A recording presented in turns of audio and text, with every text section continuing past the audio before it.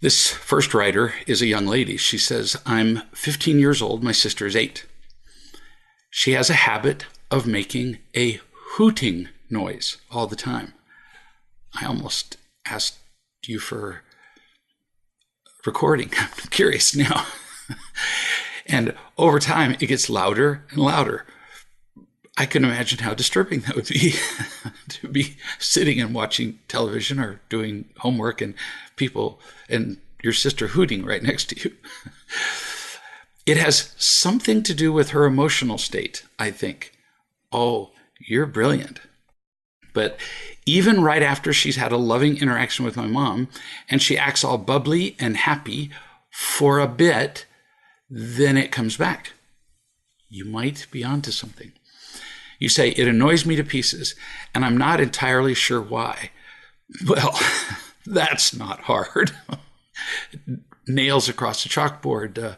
Any unusual sound disturbs people's train of emotions, train of thought.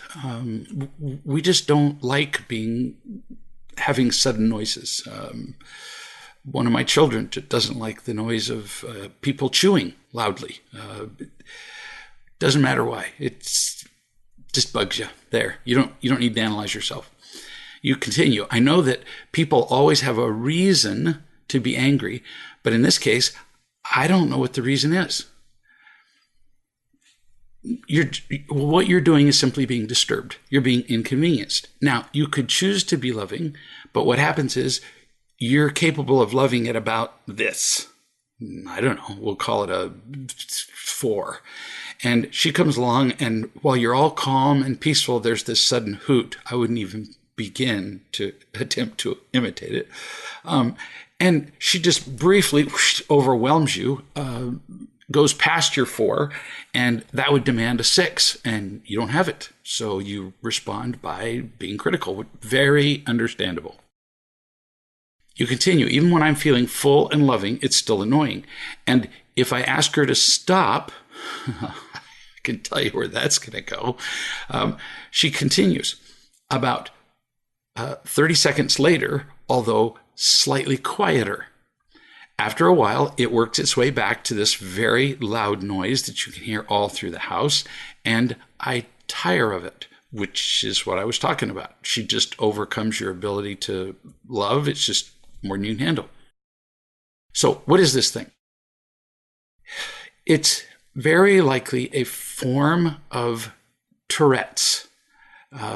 It's a syndrome, TOURETTE'. You can Google it if you want. Really fairly uncommon, but not to the point of being rare.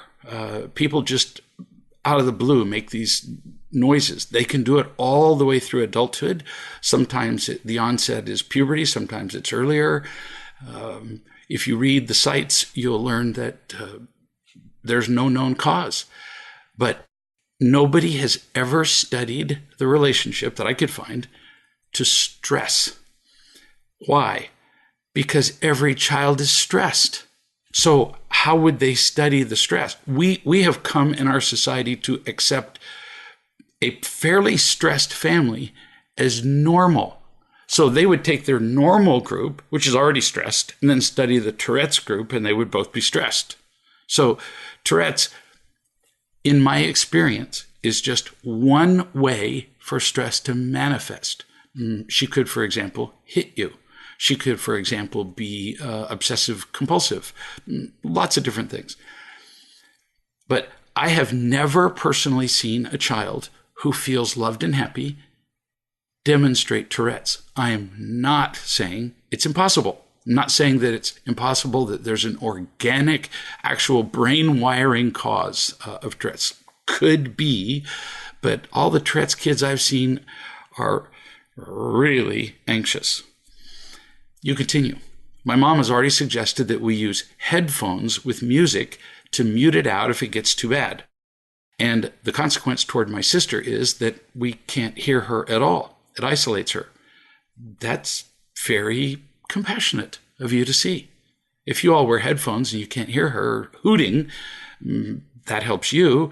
And now she feels like everybody's tuned her out, which would be awful, and also very likely to increase the hooting, by the way. She'd be more likely to sit right next to you and hoot, and then you'd hear it through the headphones anyway. This worked okay for a while. We did wear the headphones. And my sister has had to go to bed a few times, and the noises started to be decreased.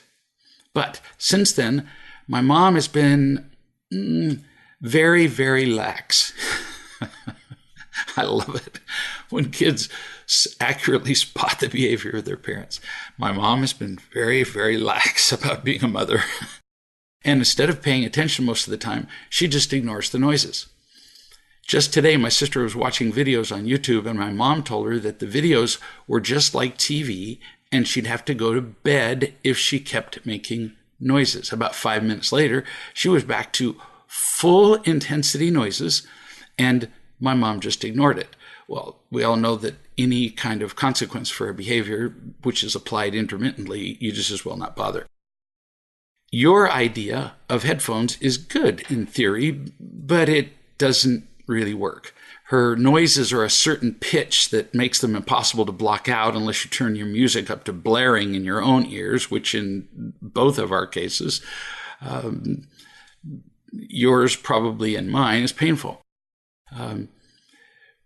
You continue. Another idea that my mom had was that we could leave the house to escape the noises. So we have a child who's hooting, and she's going to empty the house. Somehow I don't see this as a long-term solution. Usually, though, you continue, my sister begins making her noises. We're in the middle of doing something that can't be moved, like playing a game on the computer, watching a movie on television, or something else that has to be done in the house, like household chores. So for the most part, that's not really an option. Well, it's not really an option for a whole bunch of reasons. You say, my mom's last idea was to have certain times when my sister couldn't make her noises. I guess you mean schedule them. Or she'd have to go to bed no matter what time of day.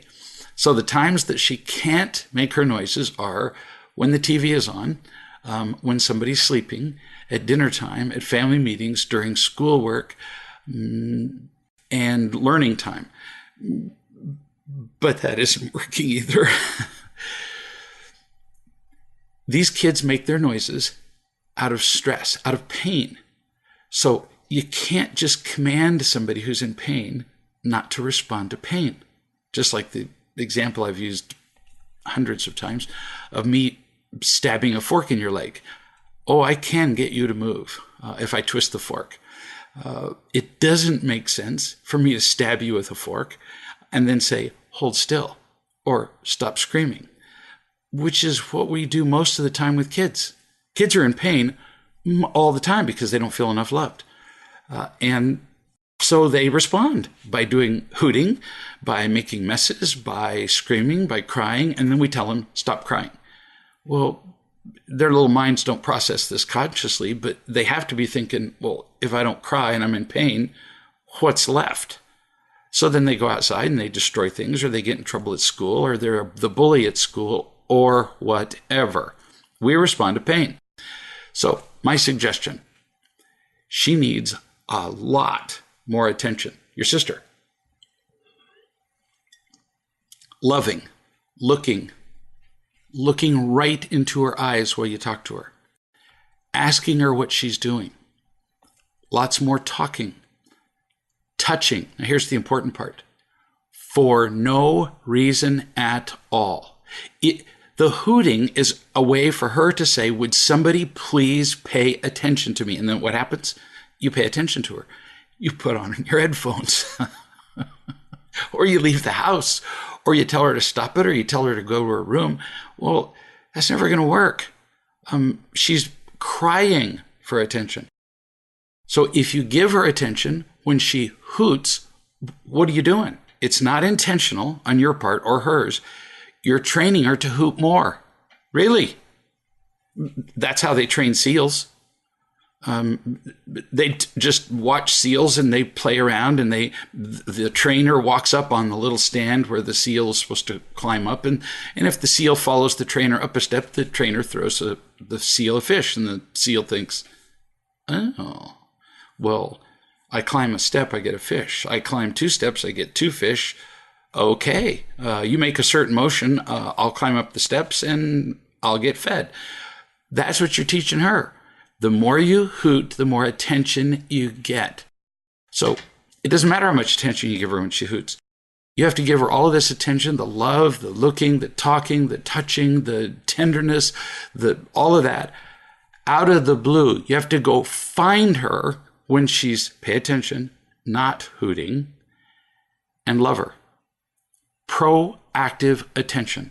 1 pound of proactive attention is worth 100 of reactive attention. You continue. I know I can't change my mom. I love it. The implication is, I wish I could. I wish I could teach her to be a better mother. I can't change my mom, but I don't even know what to do anymore. I try to ignore the noises the best I can, but it's still annoying me, no matter if I know the reason why or not. So, would you be less annoyed if you knew for a fact that her noises are produced by pain? If you knew she had just stepped on a piece of glass and she cried out, would that bother you? Well, no. If she were in physical agony and made groaning noises, well, no, that wouldn't bother you. Would you be mad at a woman in labor who screamed? Well, no. Your sister is just like that. It's just that the pain is emotional. It's not quite as visible. And so we tend not to excuse people for reacting to emotional pain. There's no blood. You continue. Tonight we were having a family meeting and I told my mom that I was annoyed at my sister, and my sister immediately asked, why? I told my mom I didn't want to go into what had given me reason to be annoyed, because saying it always results in my sister whining and acting defensive and attacking me, and it never changes anything. So I didn't want to explain anything. If anything, if I bring up the fact that she hoots more, which is just what I was talking about. She hoots because she's in pain, and if you attack her for doing it, she's going to do it more. So my question at this point is, does she make these noises at school? Turns out I got a second email that, yeah, apparently she does. And what does the school do? In the second email, the 15-year-old said they pretty much do what we do, which is just try to ignore them. And so she hoots at school too. And it annoys the people around her. And if they ask her to stop it, she takes it personally, exactly like at home. You continue, the 15-year-old. We've told her before, usually when we're around other people who are less than loving, that her noises, we've told her that her noises annoy people. And if she wants to avoid their possible anger, then she'll need to stop making the noises. We've told her that she has a less than positive effect on the people around her, and that it would be loving of her to stop. But it never helps. Well, of course not. Back to the fork. I stab you in the leg with a fork. I twist the fork around. You scream. And I say, when you scream, you're disturbing the other people in the room. So it would be more loving of you to stop. People in pain don't care. And for a reason. People in pain focus on their pain. Pain makes people selfish. Unavoidably does. You say her noises got slightly better recently, but since we've been to my grandma's house, she's been getting louder and making them very frequently. So I asked, what is different about being at your grandma's house? And in her second email, she said, that's easy. Grandma isn't loving. She's controlling and fearful of everything. And for one thing, when my sister made her noises, my grandma said that if she didn't fix that bad habit, she'd end up doing it forever. I think you have to be older to remember this, but because I haven't heard it with young kids anymore. But when I was a kid, our mothers would say to us, if we frowned or stuck our tongues out or whatever, she'd say, if you keep doing that, your face is going to freeze in that position. And for a little while, that actually worked because we were really little and we'd be going, well, I don't want my face to freeze like this, not knowing that there's no facial freezing. So grandma apparently is about my age. She'd end up doing it forever. So you continue. I disagree with her, and I told her that there's no way that my sister will be making these noises when she's 30. Actually, that's not true. I've seen people with Tourette's who were 60 years old. So it's about the pain. The pain never went away. You continue. I also know it's only going to get worse very soon, because my sister's going to go and visit her dad for a day this month, and her dad is a very unloving person.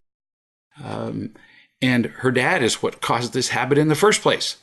Her dad has a similar habit, but instead of hooting, apparently you and your sister have different fathers, instead of hooting, he clears his throat all the time. And yes, that can be a form of Tourette's. There are people who clear their throat. There are people who bark like a dog. There are people who hoot. There are people who say certain words. When I was in high school, I had a physics teacher who had a little 2-word phrase that made no sense at all. And when he got nervous, he would just start saying it in the middle of sentences. It doesn't matter what the 2-word phrase was. It was innocent. It wasn't awful. But we couldn't help ourselves. We'd start counting them and writing them down. Looking back, I'm going, that probably wasn't kind. And we used to call him Mr. those 2 words. That probably wasn't kind either. Not to his face. But hey, we were in high school. We're just going to chalk it up to that. So anyway, her dad has the habit of clearing his throat all the time. And my sister only started with her habit after spending a day with him. I believe that. Proving for the, 100th time that it's about stress. You say, I know we can't change her. So what can I do to keep myself from getting angry and annoyed at her? How do I do the things that I need to do without having to hear her noises all the time? And I don't mean to sound like a victim here, but why does she always have to do that? Why can't she just quit making that infuriating noise? I can hear the frustration, honey. We're back to one word. Pain. So it's what I talked about earlier. She needs more attention and love proactively, not while she's hooting or afterward. Is that something that you can talk to your mother about? And I'm dying to hear about it. And then so that there's an actual end to this story, she did. She went and talked to her mother about this. In fact, she shared the whole email with her mother. And her mother wrote me back 3, maybe 5 days later, I think. It was very short. It was less than a week. And Mom said, hooting has stopped. That was the whole email. So after 3 to 5 days of giving this kid attention, they stopped what can turn into a lifetime pattern. Imagine what it would be like going in for a job interview. No matter what your paper qualifications. And, a dozen times during the interview, you just hoot or do the Tarzan yell or whatever. New subject. This is from a father who's been practicing real love. He says, when you had 7 kids growing up in your house, he's talking to me, how did you manage attending school events, sporting or theater performances, giving each kid one-on-one time, plus giving your partner all the time that she needed? Well, partly I was stupid, and sometimes I didn't go to enough events, especially because during part of that time I was addicted to drugs and in a coma. But a lot of the time I wasn't doing that. You have to just come to the conclusion with 7 kids, sometimes even with 2 or 3 kids, you can't attend every event. I can't count how many kids have come here who are adults now and their lives are completely screwed up. They were never unconditionally loved. And they say, well, my parents loved me. And I say, give me evidence. Just how did they treat you? They came to every single sporting event, every single ballet, performance, every single piano recital. That's not the same as loving. So you decide how much event attending time you have each individual week. We used to plan our weeks out a week ahead of time. We're going to go to this kid's event. We're going to do this thing. We're going to do this family event. We're going to do, Donna and I are going to go out for a date on this day. We don't plan it to the minute. It gets a little compulsive to do that, but you plan generally which events you're going to attend, and you can't attend them all. We had a boy who was a championship swimmer, and my goodness, he had events every other day and often involved travel to other towns. We just couldn't do them all. And then you apportion this event attending time out as effectively as possible, and you explain to the kids, just can't do everything. Notice, not because we don't love you, not because we don't care, it can't be done. So we're doing our best. If you do that with we really wish we could attend every event, you actually weaken your position. You look weak and stupid and indecisive. No, just as calmly and confidently as can be, you say, we can't be everywhere, can't be done, and so here are the events that we're going to attend. Now, if a kid says, I have my final championship all-star, going to be crowned king of the world event this week. Oh, well, I didn't know that, so we'll go to that instead of something else. It's your intent and your love that matters. That's what they care about, and they can feel it. It's not the mechanical time. I've heard this bromide many times. What matters most in parenting? What are the three things that matter most? Time, time, and time. Wrong. I heard that 1,000 times when I was a young parent. No, it's love, love, and love. And love again.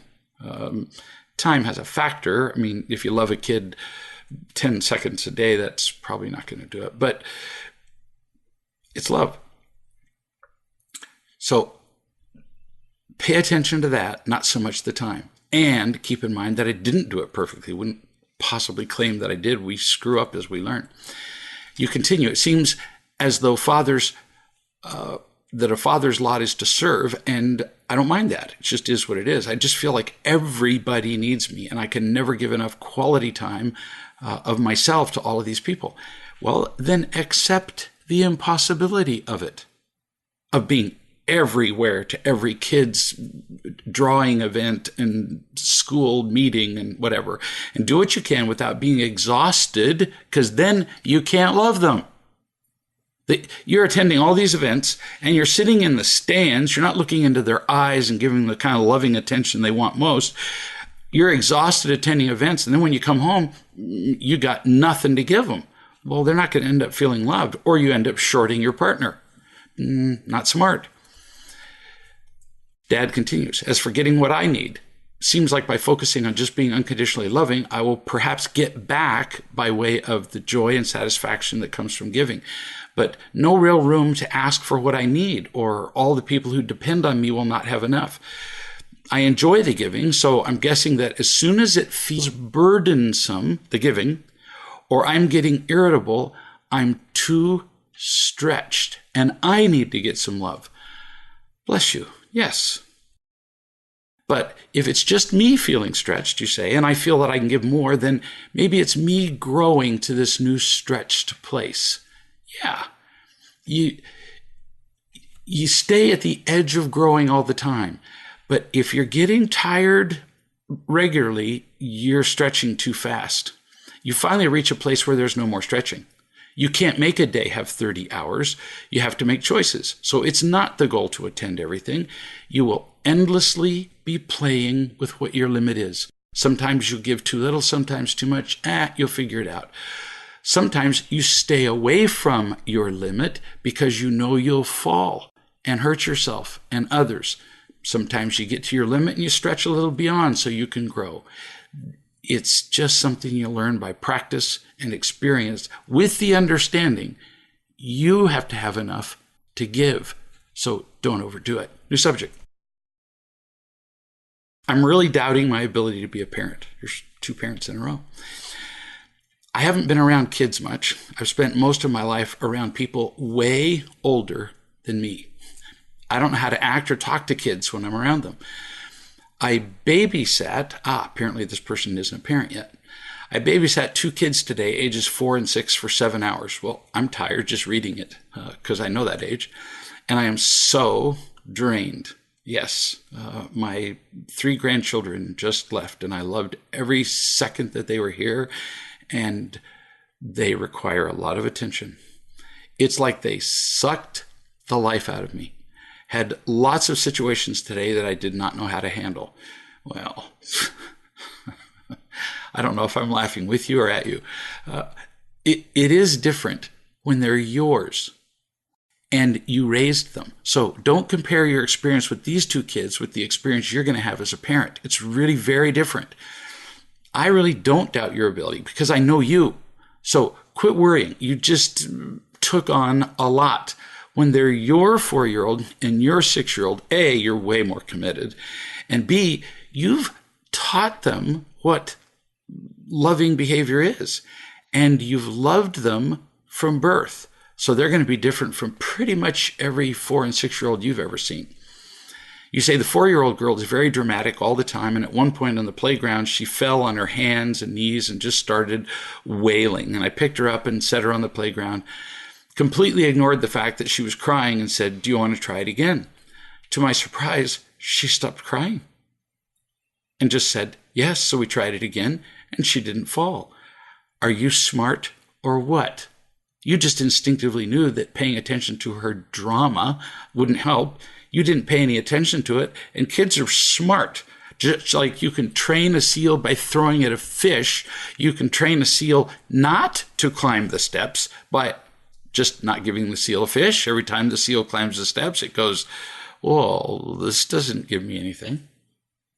And so they get down from the steps and they jump back in the pool, which is where they really would prefer to be. You continue. At one point, the kids found other kids to play with, and the dramatic 4-year-old had a fight with another little boy on the playground. And I told the girl that if she couldn't play nicely, then she would be sitting with me on the edge of the playground instead of playing. Well, honey, you already know what to do. And you'll have the opportunity to love yours from birth, so it'll be even easier. You continue with some more stuff about the kids, but yeah, we've talked enough about kids. So you want to learn more about kids, read the parenting book. New subject. It's very interesting, I don't remember who wrote this, to watch my own behaviors start to change as I feel loved. It's almost as though I'm on the outside looking in. So now I'm home after a long day and I'm feeling really good about myself. I made mistakes today and I believed some lies, but I reached out when I had time and I listened to the Real Love audiobook while I did chores like preparing meals. I'm feeling better each day and I'm grateful for this time of learning. It is so cool. Yeah, honey, this is pretty cool. This is the attitude adopted by people who find happiness. Everybody pay attention. Stop what you're doing. If you're running, just stop for a second. Take a breath. Whatever you're doing, listen to this. This is the attitude adopted by people who find happiness. They don't find learning embarrassing. They don't find it a struggle. I couldn't tell you how many times a day people begin a sentence with, "Oh, I'm having such a struggle." And I'm thinking, well, then you're seeing this wrong. Because learning is just something I've repeated many times. You choose, you observe, you learn, you repeat. There's no place in there for struggle, pain, embarrassing. No, the people who find happiness simply enjoy the learning. It is, to borrow the words of this person, cool. You continue, actually conclude. I'm also so much more capable of being responsible now that I feel less anxious and afraid. Imagine. You feel more loved and you feel less anxious and afraid. Shocking. Sarcasm for those of you who are missing this and listening to it on audio. You say, I've accomplished so many things that have been sitting on my to-do list for months, and I'm doing them without somebody holding my hand and doing it all for me. I've had to ask a lot of questions and ask for help, but if I have the power to do something myself, I take initiative and I make it happen. Who knew that it could be so satisfying to be responsible? She underlined this. The sense of independence it gives me is something I've rarely experienced. I really like it. Is this fun or what? Write down those last two of the 3 sentences on a card and remember it. Who knew it could be so satisfying to be responsible? The sense of independence it gives me is something I've rarely experienced. This is what she was talking about at the beginning of her email. Learning and growing are cool. It's supposed to be fun. That's the end result. New subject. I started teaching the 9-year-old class at church. This class has been split and passed around many times. The kids really misbehave and they don't know how to participate in group discussions, and so they keep bringing in new teachers and the kids drive them away and nobody knows what to do with these kids. How nice to say it this way, instead of the kids are a problem. No, the adults just don't know what to do with them. And the kids, in your words, don't know how to behave. Yeah, it's just a matter of training. They haven't been trained. You continue. On the first day of class, I shared my vision for our time together. Now, imagine, you guys, everybody who's listening, you're 9 years old and you've been misbehaving for your whole life. Well, 9 years.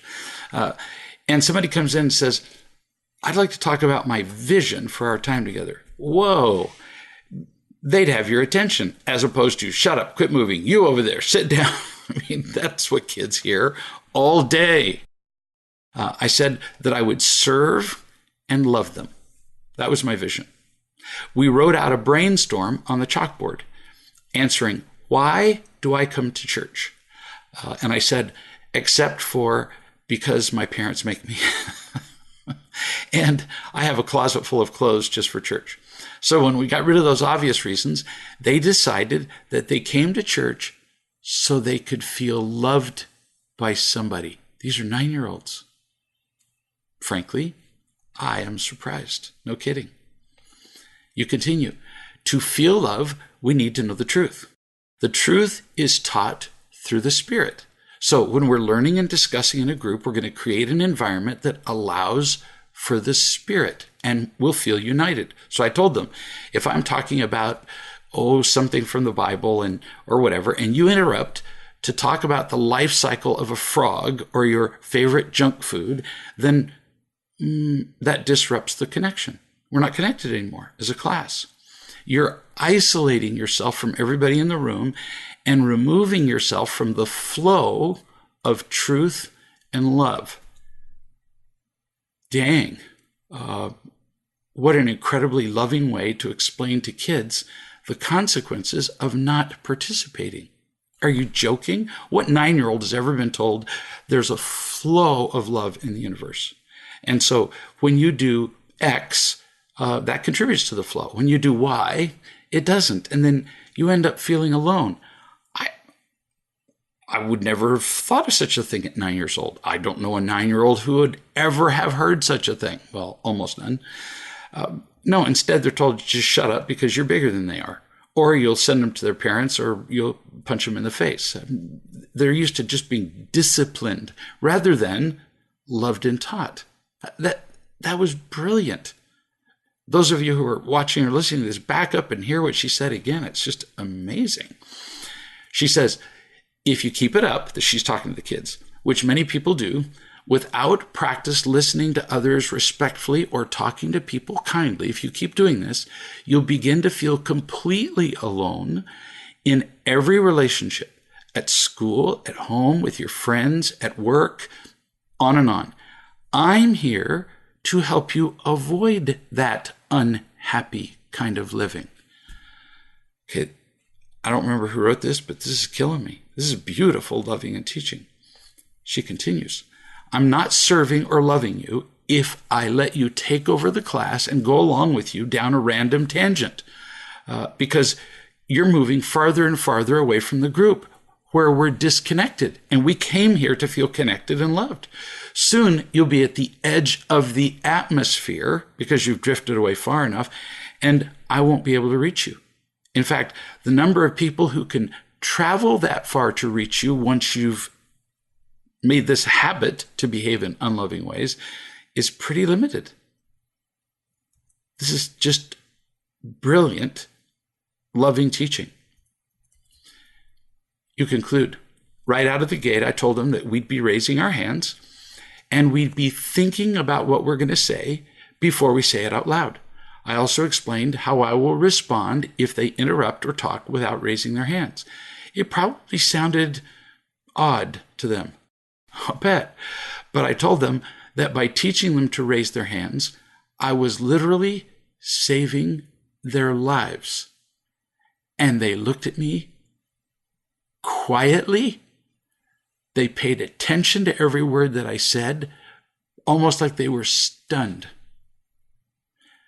This is loving and teaching. This is beautiful. In fact, I'm going to afterward take this out and file it somewhere. New subject. A woman came to see me, and she went from, completely being in her head. She'd lived in her head for so many years that was the only address she knew. She went from being in her head to glorious trusting. It was astonishing. She just kept progressing. I was floored by her courage and her faith and her vulnerability. Then she got sick for a few days, and she began to distance herself a bit from other people, from me, and she got discouraged. And she said, I wonder what I'm doing wrong. Nothing. And we all go through this, so pay attention. Nothing. You can't be the same person that you ordinarily are, especially when you're just learning something new, when you're sick or tired. You can't be the same person sick and tired as you can be when you're healthy. It's just not possible. When I'm working outside, for example, and I get just completely exhausted, I sweat to the point where I'm electrolyte depleted, I'm overheated, I can barely lift a hammer. I'm usually, when I get to that state, I'm too stupid to know I'm in that state. No kidding. I'm not thinking clearly, so I just keep doing it. And it finally occurs to me that it might be time to go in when I start making hysterical mistakes. I'm using completely the wrong tool. I'm using the chainsaw and completely inappropriately cutting things that I shouldn't be because I'm not thinking clearly. I'm exhausted. Being tired or sick does that to us.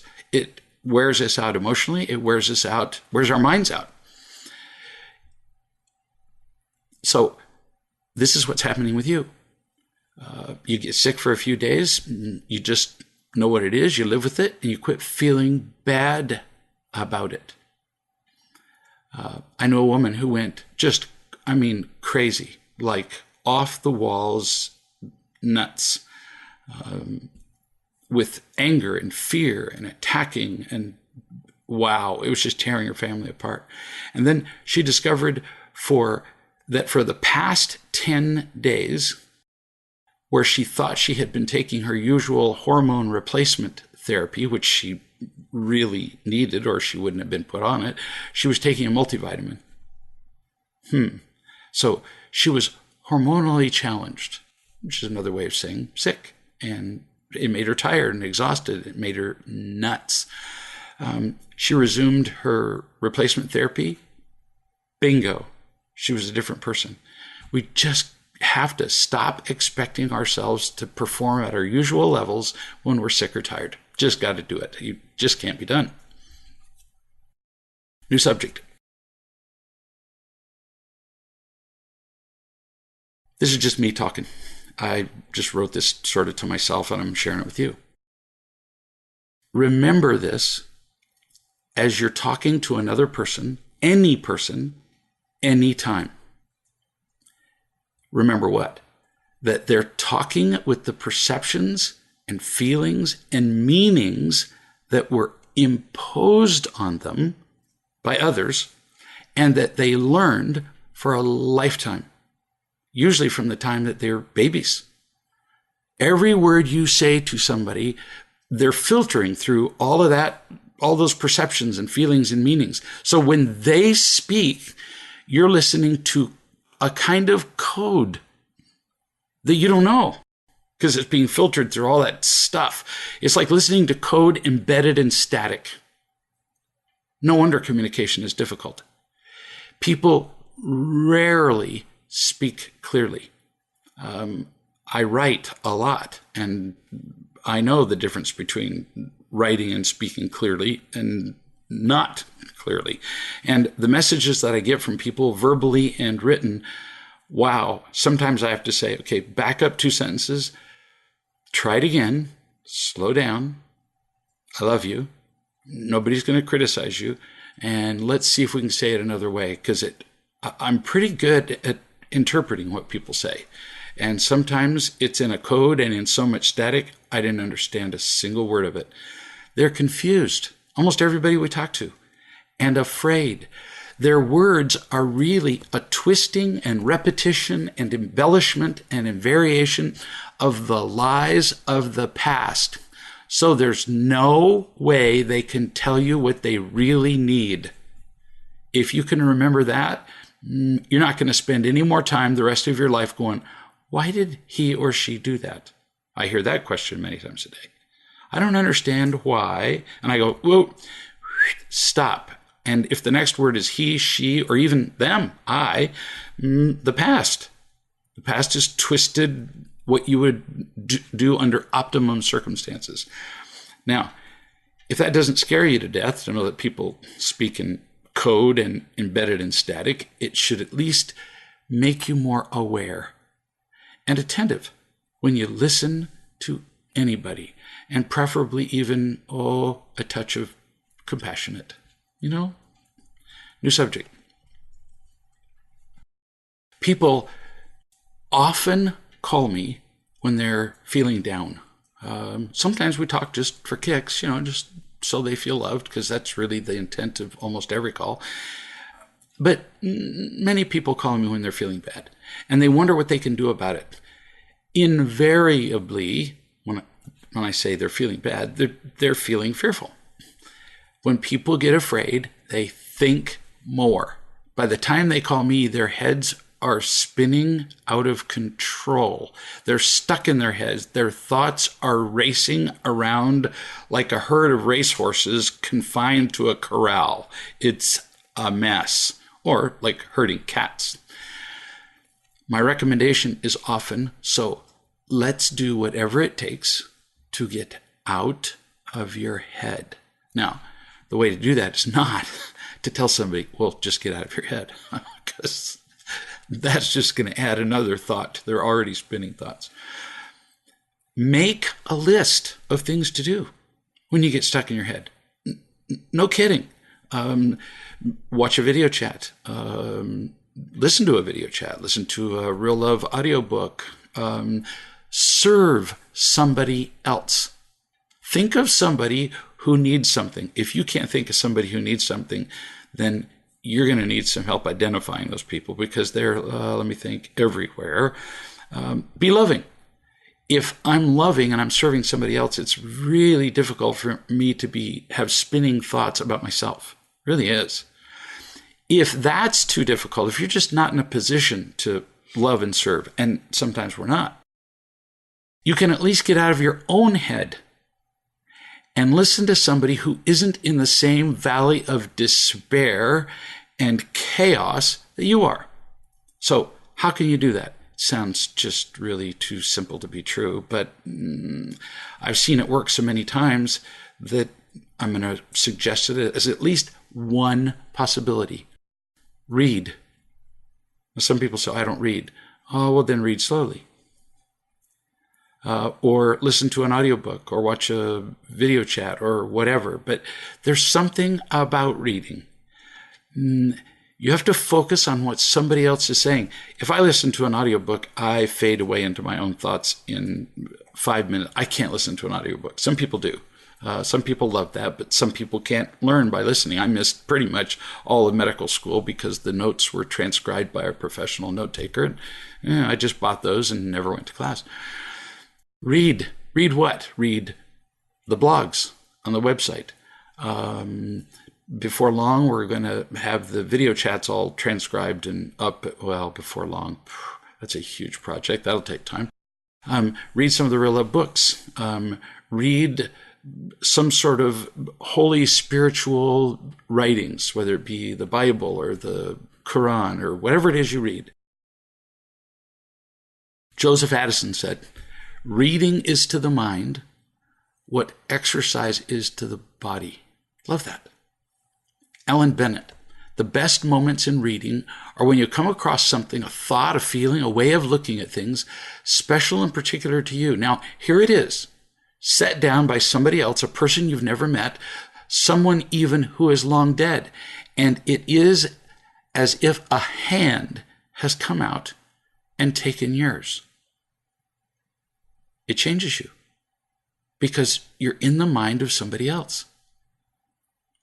Walter Savage Landor said, what is reading but silent conversation?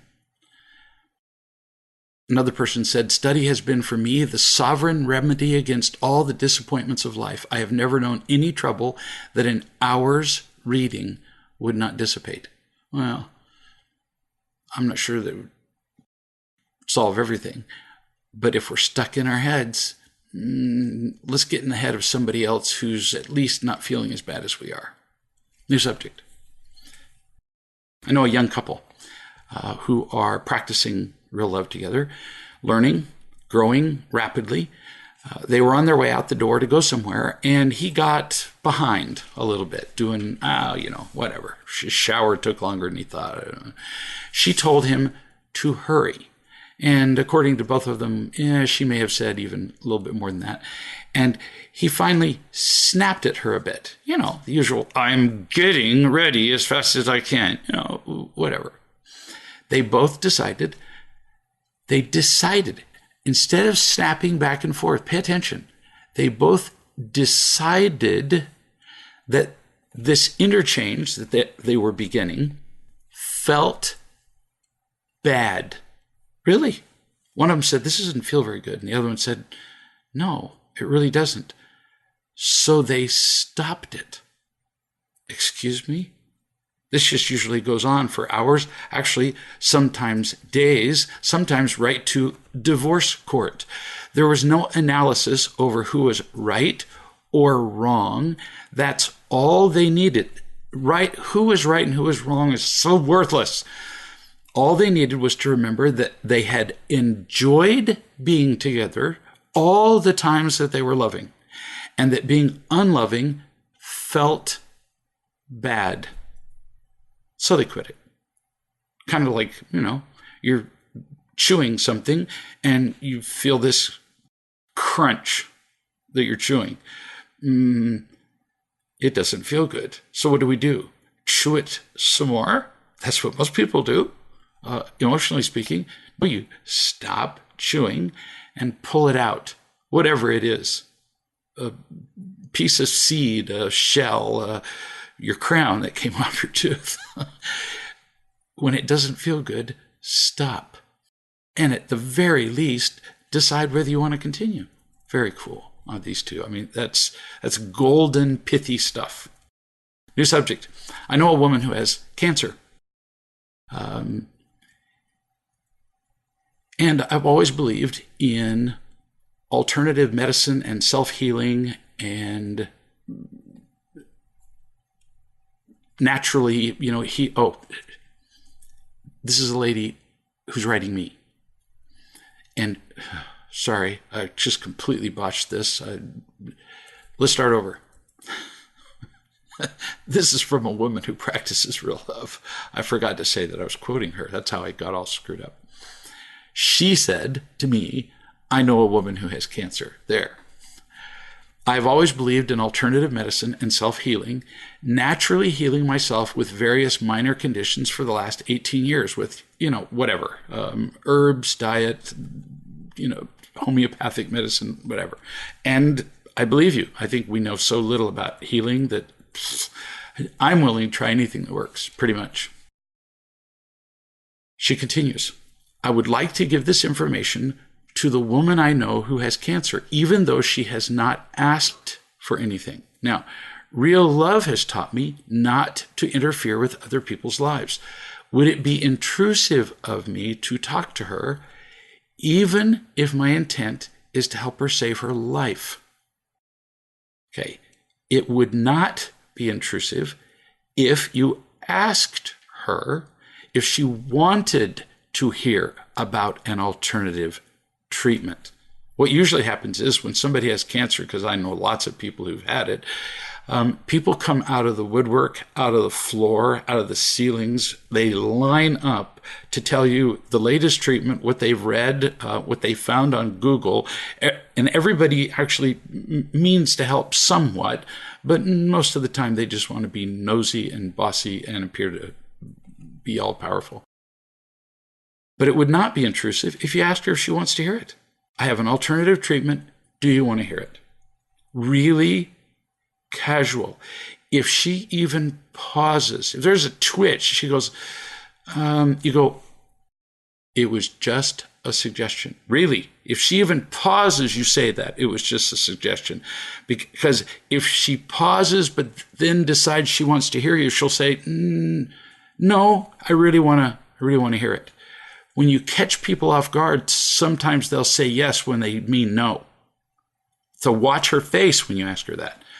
It would be intrusive to send it, for example, to her by email, and then second, ask her if she did as you recommended. That happens all the time. People send me YouTube links and book recommendations and all kinds of stuff. I don't mind. I mind none. Some of them I really thoroughly enjoyed. Some I respond to, some I don't. But when people follow it up with, did you see the, well, that's intrusive. And I don't mind that either. I'm just saying it is. New subject. This is from Jeanette, my daughter, our daughter. Since Donna's in the room, I can say our. She said, for Sylvie's, her daughter, so this is really a Sylvie story. For Sylvie's 7th birthday, this is very disconcerting because when I started doing these, I think she was, not born.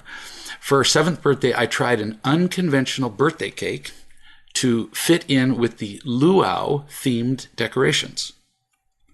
Can hardly imagine what the cake looked like. She says, it was a complete failure. The kids tried to choke it down. You can just see this table full of kids trying to be polite. But it was disgusting. And I could taste that it was disgusting. So we just threw our plates away in the cake and had ice cream instead.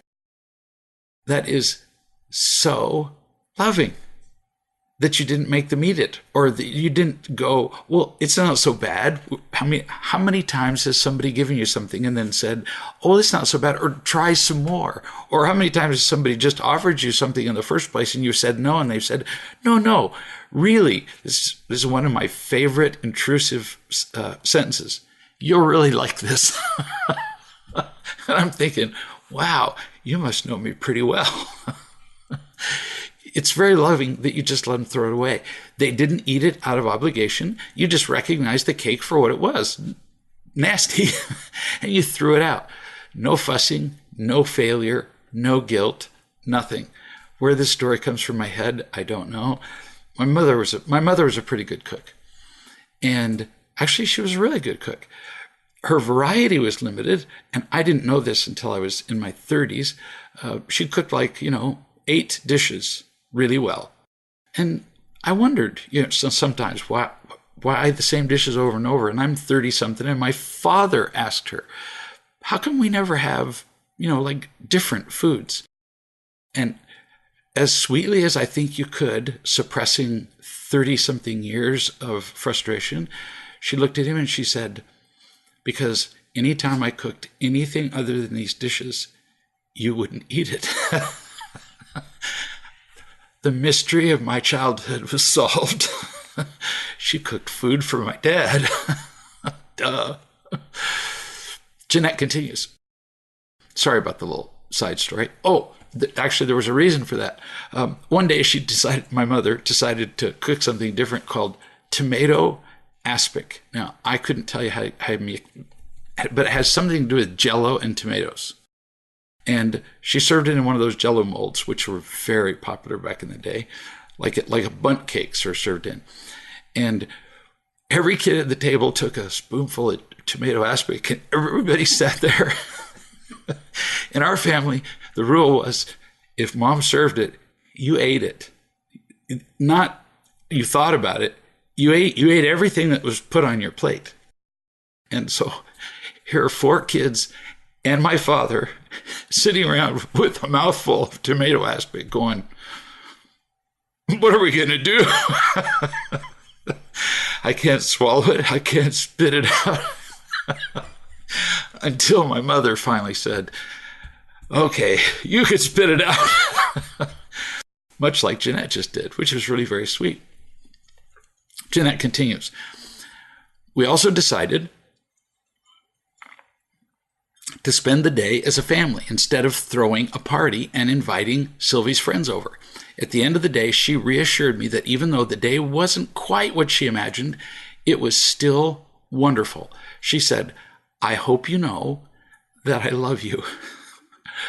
From a 7-year-old. Jeanette said, you're so sweet, honey. I only want to make sure that you feel special on your birthday, not make you love me. Sylvie squinted in confusion and said, well, of course I feel special today. I feel special every day. Let me bask in the waves of that satisfaction and joy. New subject.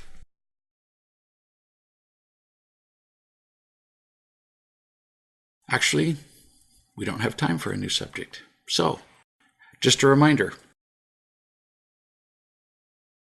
As you listen to this video chat and as you listen to others, remember the purpose of them. It's not to solve individual problems. I tell people that who come here for interventions all the time. I'm not here to solve your individual problems because they will never end. You will come up with new ones. That's not the point. The point is this. If I bring love to this situation or circumstance or into this relationship, what difference will it make to me, to the other person, to the situation or circumstance? If we ask that question, the world around us changes and miracles happen. No kidding. We'll see you in a week.